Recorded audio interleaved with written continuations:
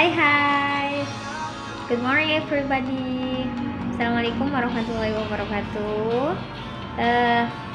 How are you today? I hope you can fine. And I'm fine. And you? Very well, thank you. Okay, in this part, we will send about next supervisor process. Yeah. Some school in senior high school, elementary school, and junior high school, there are supervisor in guidance and counseling. Yeah, I hope you can understand about how way or processing in supervisor in at the school. Maybe if you can see what I'm doing if I'm a supervisor in a school. Ya, di sini saya akan membahas bagaimana proses supervisi layanan bimbingan konseling di sekolah, di mana teman-teman nanti akan berpikir bagaimana proses konseling itu yang bersifatnya layanan, tetapi harus ada tindakan dari seorang ahli profesi. Fungsi dari proses layanan konseling di sekolah itu salah satunya untuk membantu siswa dalam mengatasi masalah yang sedang dia hadapi.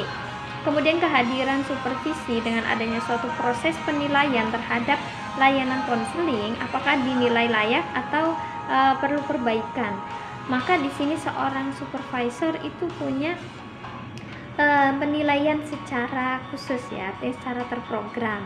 Prosesnya bisa dilakukan ketika guru BK sedang melangsungkan layanan konseling berupa layanan bimbingan kelompok maupun klasikal maupun individual dengan secara langsung maupun tidak langsung. Misalkan kepala sekolah memiliki CCTV ya, kemudian nanti meninjau dan memonitornya melalui ruangan pribadinya atau di ruang kepala sekolah itu sendiri, tetapi sudah ada CCTV. Ketika guru BK sedang melangsungkan proses konseling, maka kepala sekolah melihat bagaimana kegiatan layanan itu berlangsung. Nah, apakah bisa dilakukan suatu evaluasi proses dan evaluasi hasil? Tentunya untuk meningkatkan kualitas dan profesionalitas seorang guru BK di sekolah, kepala sekolah harus memiliki catatan secara privasi ya, observasi, kemudian melakukan wawancara untuk mengecek nih tingkat kredibilitas dari keakuratan layanan tersebut. Layanan bimbingan konseling tidak harus dilakukan di dalam kelas saja, tetapi juga bisa dilakukan dengan melibatkan beberapa media bantuan layanan seperti ada video motivasi, kemudian juga ada media online seperti menggunakan cyber counseling ataupun bahkan menggunakan media layanan yang berbasisnya art counseling. Ini adalah inovasi. Dan kepala sekolah berhak mengetahui apa yang dilakukan oleh guru BK ketika dia sedang melakukan layanan tersebut. Layanannya bisa diterima dengan baik pada siswa atau mendapatkan reject dari siswa. Proses ini bisa berlangsung dengan baik dengan batas waktu yang sudah disepakati. Karena tidak memperoleh jam kelas, maka guru BK pun harus memiliki waktu yang tepat untuk memberikan layanan. Seorang supervisor berhak menentukan jam waktu ya yang tepat sehingga tidak mengganggu mata pelajaran yang sedang dipelajari oleh siswa. Misalkan ada waktu-waktu istirahat, kemudian juga waktu yang bersifatnya insidental itu boleh dilakukan karena bersifatnya urgent. Kemudian juga ada waktu-waktu yang memang khusus kepada siswa yang memang bermasalah atau yang tidak bermasalah sesuai dengan agenda yang direncanakan. Maka dalam proses ini, teman-teman sebagai guru BK di sekolah harus bisa membuat suatu planning. Ya, perencanaannya berupa program kerja. Kemudian ada action. Action ini masuk kepada proses. Bagaimana proses itu berlangsung? Setelah planning direncanakan sesuai program kerja, kemudian dilakukan berdasarkan program yang berjalan. Kemudian dari program itu akan mendapatkan suatu hasil.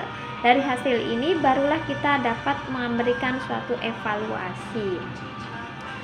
Kita ambil satu contoh dari sekolah SMP ya. Sekolah SMP itu mayoritas siswanya dari kelas A sampai kelas H.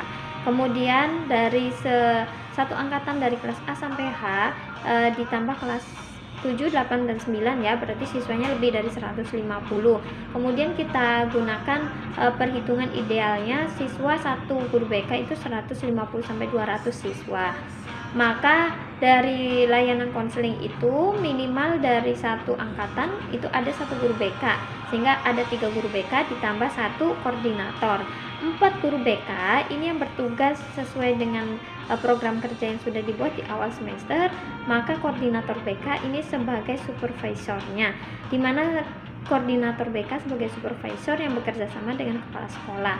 Lalu untuk meningkatkan layanan lebih berkualitas, maka tingkat profesionalisme seorang guru BK itu sendiri pun harus ditingkatkan, yaitu meningkatkan bagaimana cara kerja guru BK di sekolah supaya lebih efektif dan efisien, tidak hanya sekedar menyibukkan diri dengan kebutuhan administrasi yang memang sesuai dengan tuntutan tugas guru BK di sekolah.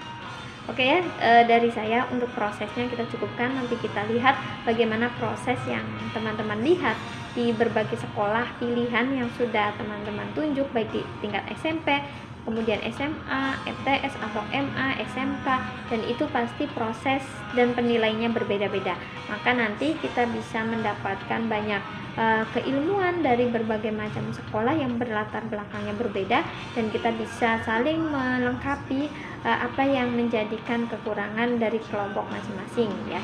Oke, see you next time. Thank you for your attention. I'm sorry if we have mistake. Wabillahi taufiq walhidayah. Wassalamualaikum warahmatullahi wabarakatuh.